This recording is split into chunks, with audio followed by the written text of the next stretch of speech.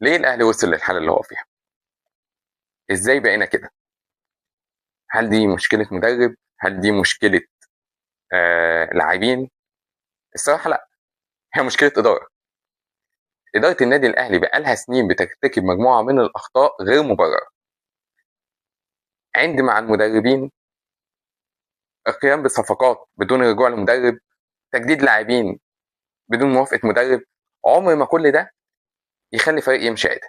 خلينا نبص على مجموعه من الاخطاء دي. بدايه اما رحنا جددنا لعلي معلول رغم تقديرنا الكبير لعلي معلول، بس خلاص في مدرب زي كولر قال لك انا مش عايزه، مش هنفرضه عليه بالعافيه. طيب اتعلمنا بقى اما علي معلول ما لعبش وجه وقعد دكه وضيعنا مكان محترف وهو كان عايز محترف تاني. لا لا لا خالص، واحنا جبنا بالعمر. طيب المدرب رجع وقال لك مش عايز بالعمر، انا هعرف امشي نفسي باللي موجود، بس هات لي مدافع. احنا ملط ورا، واعتقد كلنا شفنا اخر ماتش قد ايه احنا ملط ورا. لا مفيش، شكرا، احنا ادينا كلمه منظرنا. طب انا مالي يا عم، ما انت وافقت في الاول حبيبي، ما كنتش عارف الفضيحه اللي عندي. لا البسه، مفيش اداره قويه بتمشي كده. بلاش. تعاقد مع عمر الساعي، على فكره عمر الساعي لعيب كبير جدا ولاعيب رائع، بس رحت اتعاقدت مع عمر الساعي وفرضته على المدرب، قعد ركع، ما لعبش. مفيش حاجه اسمها عند مع المدرب. لو انت شايف من الاول ان انت عندك رؤيه في لعيبه عايز تجيبها والمدرب ده مش هيناسب ليها، ما تجيبش المدرب ده. انما جبت المدرب ده هات له اللي يعرف يلعب بيه. بس غالبا واحنا بنختار المدرب ما بنشوفش هو بيعرف يلعب ازاي، ما بنبصش على طريقه.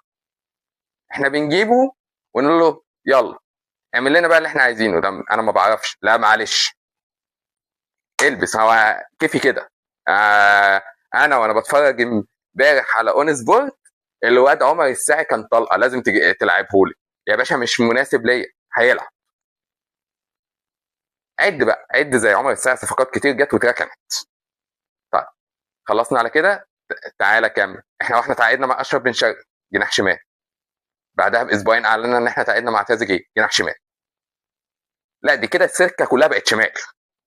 طب يمين لا مفيش. ما هو مش معقول، اصل اشرف بن شرقي هيجي في يناير وتريزيجيه هيجي في يونيو. عد كم ماتش لعبه اشرف بن شرقي لغايه يناير، لغايه يونيو. طالما هجيب تريزيجيه، وتريزيجيه يا جماعه بص في لعيبه كده انت عارف، زيزو تريزيجيه امام طالما موجودين في السكور بورد ومش مصابين هم هيلعبوا اساسي. فمش معقول هروح اجيب محترف اقعده دكه، اللعيب ده عندي هيلعب اساسي، اقعد له دكه لاعب مصري خلاص. يعني تريزيجيه جه لعب له ناحيه الشمال، عندك حسين الشحات هيقعد له دكه. ناحيه اليمين زيزو، عندك طاهر هيقعد له دكه، امام عاشور عندك قفشه هيقعد له دكه، محمد علي بن رمضان يعرف يلعب 8 ويعرف يلعب 10، خلاص هنحركه بالاثنين لو اتزنقنا.